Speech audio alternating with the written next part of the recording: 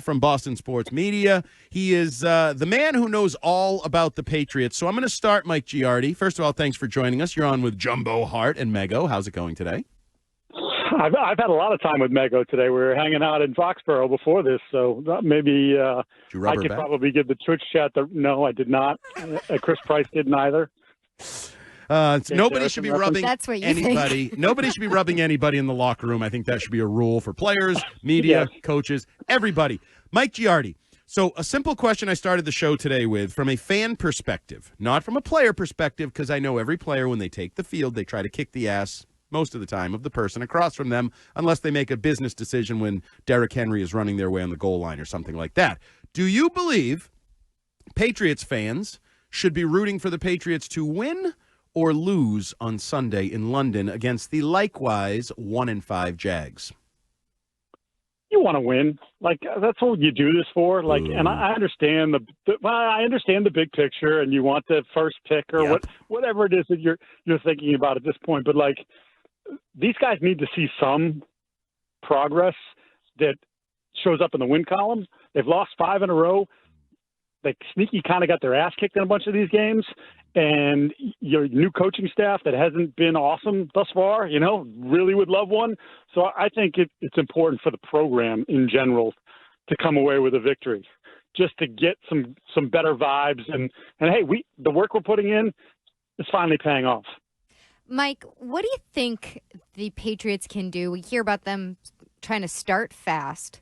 What do you think they can do for Drake Maye in terms of play calling to get him feeling confident, settled, and able to start fast in the game against Jacksonville?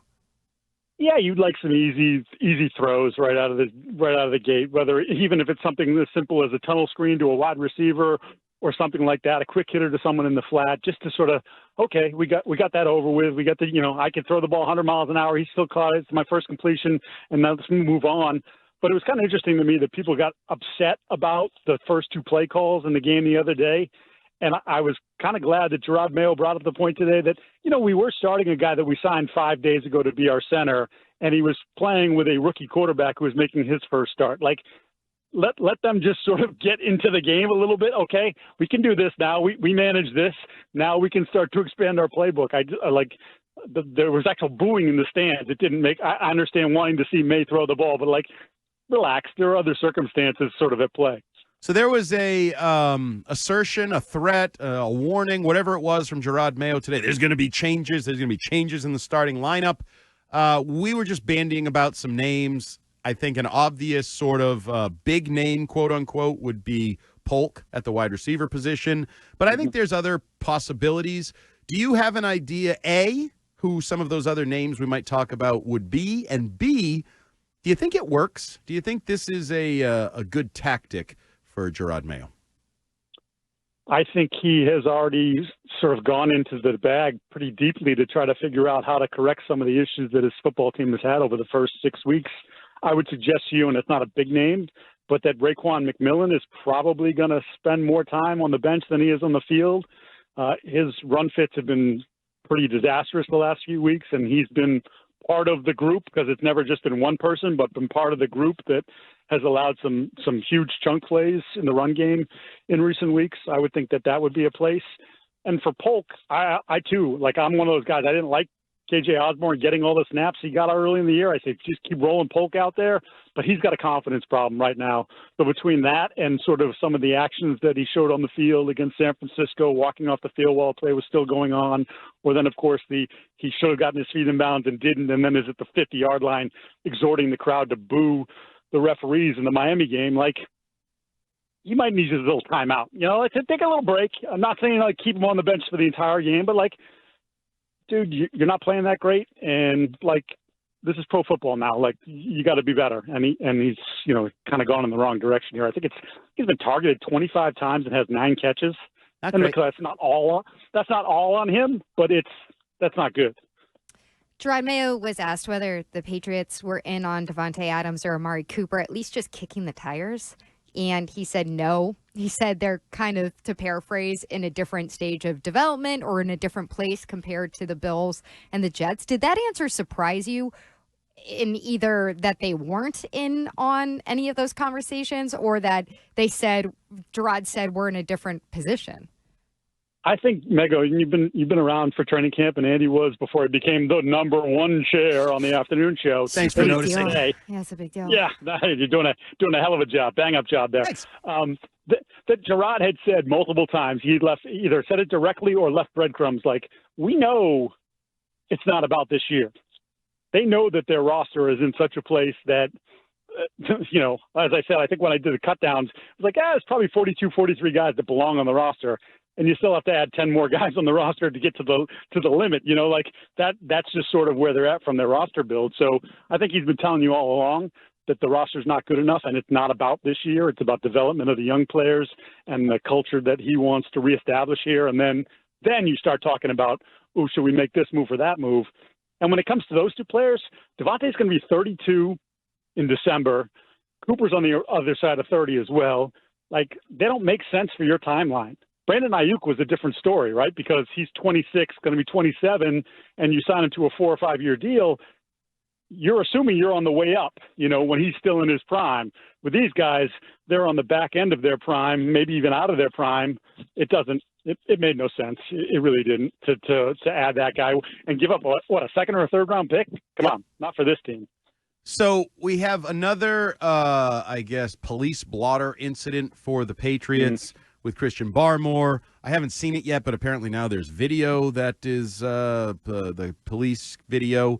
What do you make of that situation, other than the obvious that it's clearly a bad look for a guy who should be a foundational player of this team moving forward with a $90 million contract, who, by the way, isn't on the active roster and should be looking to, stay out of trouble until he gets back to work? What's your takeaway? Is there a culture issue here? And I don't love to bring that up because I think there were arrests under Bill Belichick, and I think there's arrests under every coach in America. But what do you make of this sort of continued thing that's going on with their ties to the police? Yeah, a little immaturity here is kind of the first thing I thought of. And look, I haven't seen the video yet. I only read the police report and wrote it up for Boston Sports Journal, and we only have the one side of Barmore's story, which was the tweet that has been deleted, where he accuses the Providence police of racism. But other than that, we don't know the full story. So I don't want to, without having get into the video, sort of give you my thoughts on it. I mean, my big takeaways from it. But I would just say, 1 o'clock in a known drug area in Providence.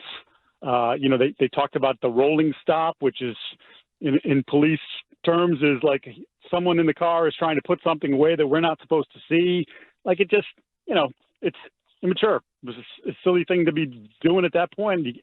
Not saying he can't live his life or anything like that, but just guess you got to be smarter. And then obviously there was hostility between he and the police pretty much from jump. And look, I'm not a black man. I haven't lived through however long, 100 years of feeling like the police haven't treated me properly, but that has to enter into the conversation, or at least in his thought process as this is all happening. There's no way to transition out of that answer, so I'm going to go to something completely different. No. Completely Are you a different. black man? Not to my knowledge. So I, like everybody else, was a little frustrated and underwhelmed by the run game on Sunday. If Ramondre Stevenson continues to be too banged up, injured to play in London, what do they do to find some answers in order to balance out their offense? Yeah, they just need better. They just need better blocking up front, and obviously that not only has it been an issue in pass blocking for the entirety of the season, Mego, but it's been bits and pieces here and there where it has been ineffective in the run game as well. So it looks like we could be headed for another change too if Fedarian Lowe can't go, which I was told it's more day to day than week to week, but no guarantee that he's ready to go by Sunday, and that could mean Nwenu back to right tackle, and Jacobs from right tackle to left tackle. And so once again, that would make what would be 7 weeks in, and then you'd be in your sixth offensive line combination, which is certainly not, well, actually 7 because of the Ben Brown thing. So yeah, that's bad. You can't live that way and expect that it's going to look good on a week in, week out basis. Speaking of that offensive line, I have and this is a serious question. It sounds like talk radio type question, but this is a serious question I have.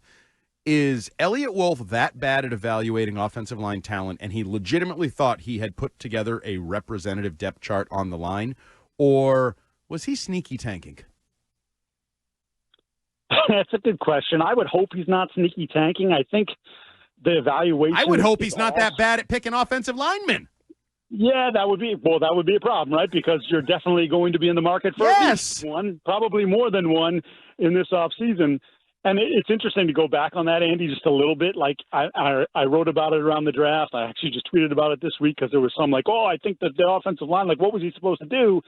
And people around the league felt like they got caught with their pants around their ankles around draft time when the run on the second wave of tackles happened, and they ended up with a guy who some people actually think in Caden Wallace is a guard, not a tackle.